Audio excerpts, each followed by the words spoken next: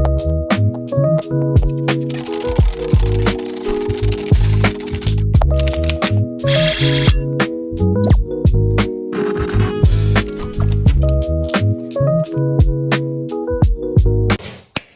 good, everybody? Welcome back to the Christian Sports Podcast. We're breaking down the NBA December 11th through December 18th, and this week felt like a checkpoint in the season. The NBA Cup is still lingering, teams are adjusting to injuries, and the league is clearly separating into tiers. Let's get straight into it.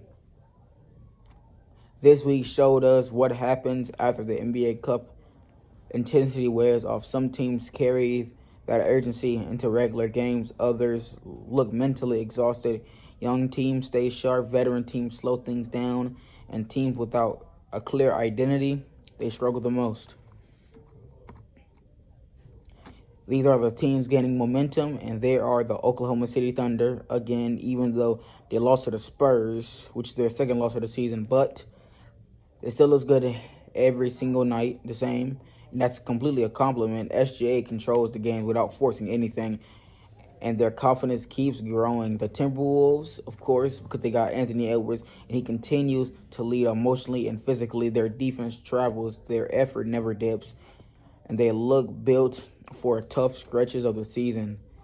The Nuggets, of course, Denver does not spike. They stabilize. Jokic keep their floor balanced, and their team never look rushed. The next team is the Milwaukee Bucks. Even though their season is looking on the downwards, they still got Giannis. I still believe they can make the playoffs solely because they got Giannis. But he keeps setting the tone with physical dominance. They're not flashy, but they just are reliable. The Pelicans, when Zion's playing, he's complete. When he's playing and locked in, their team ceiling jumps fast. But so far, it's not really up there. But they do get like a top 3 pick, but no, they do not. So right now, I would change that one. They're looking completely down right now because their first overall pick went to the Hawks, and you're not getting that pick back, of course. But they can't really be in the teams that are gaining momentum. But another segment is teams. These are the teams that are feeling under pressure. It's the Los Angeles Lakers, a.k.a. the Luka era. Luka gives them elite offense, no question, but this week showed how much they miss Anthony Davis on defense. Every wins feel like an absolute shootout because LeBron James' old age, and then plus his defense is kind of looking a little bit questionable these past few Lakers games.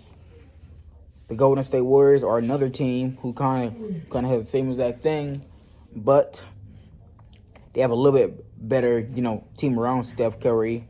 Even though Steph Curry, he carries the load, but the margin of error is very, very thin. They need more consistent help.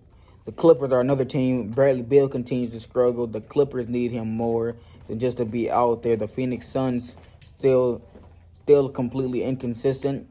One game they're on, the next game they're off. They still have not found a rhythm, and I believe they rely on their bench too much, and that's definitely is going to cost them. Another team is the Toronto Raptors. B.I. is still producing, but the team is still figuring out spacing and flow around him. Another team is the Sacramento Kings. Without De'Aaron Fox, the Kings lost every single thing that they was completely, worth for. The Beam season been going. De'Aaron Fox left, got traded. He is completely despising their franchise right now, and their franchise just looks completely disheveled. But injuries that we all hate to see is Damian Lillard with the Portland Trailblazers, because I feel like the Portland Trailblazers, had him, playing significant minutes and not, injured right now. I believe that they will easily be like a top 5 seed in their respective conference. The Pacers are another team just like him, because without Tyrese Halliburton, a.k.a. Halliband, the Pacers' offense look completely just lost. Their offense just looks completely lost. Sometimes somebody going to go off from, but then the next game, the whole team just look completely disheveled. But another team is the Dallas Mavericks, even though main event Cooper Flag and acting like that he's ready to be Rookie of the Year. A couple of nights ago, he had a 42 or 43 point game, and that was the highest of all time by an 18-year-old, which was, he is starting to enter some conversation that none of us really want to answer. Is he the next LeBron James? I wouldn't go that far because his passing and rebounding chops is not there. But yeah, other than that, he's basically the only person that you can really compare himself to. It's really LeBron James, because Kobe Bryant was never there at 18.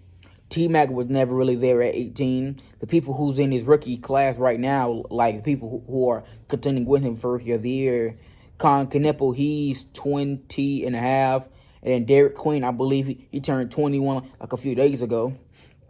But yeah, they still just look lost. But back to Anthony Davis, they still need him to play significant minutes for a team that's still lost without Kyrie Irving. They definitely need the man back, and I believe in like 1.5 months they shove him back. But yeah, these are the stars that completely stood out, and we kind of go at this every single time, but it's still Shai Gilgeous-Alexander, because his consistency, his calm demeanor, he's an efficient and a leader every single night that he plays. Another person is Anthony Edwards, because he plays with confidence and authority.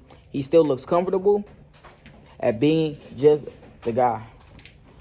Another person is the Kevin Durant-led Rockets.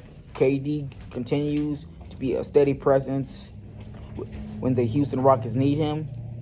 He keeps games organized when things get chaotic. Another person is, even though I said that there's something going on with the Lakers because of their defense, Luka Doncic, his defense is always questionable. But with his elite offense and his elite control, now the challenge is just building a defense that can just support him.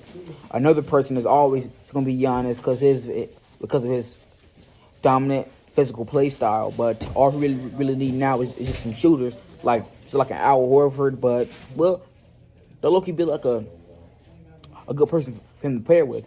But this is what we learned this week. Consistency matters more than, just complete flashiness. OKC and Minnesota are completely legit. I completely believe this of like the past few years. Denver still remain the standard. Lakers can score with anybody, but their defense is still a complete question. The Clippers need Bradley Beal to step up. The Raptors are still adjusting with B.I. The Kings just need some type of momentum that can still keep them up. I guess Keon Ellis is kind of being like a complete defensive nightmare for any type of offense. The Pacers still struggle badly without Halliburton. The Bucks still remain a little, shaky sometimes, but still steady. December is where teams start to separate from the hopeful ones. This week hasn't been about any highlights. It's been all about habits. And ending it off, this is the weekly Bible verse, and it is Galatians 6:9. Let us not become weary in doing the good. For the proper time we reap a harvest if we do not give up. This applies on and off the court and in life. Stay locked in, stay patient. And I'll see you next week. I'm out.